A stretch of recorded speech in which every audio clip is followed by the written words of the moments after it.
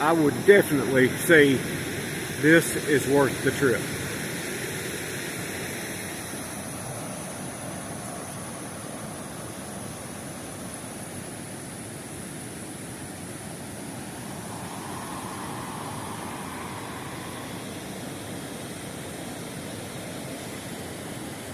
I could sit here and listen to this all day.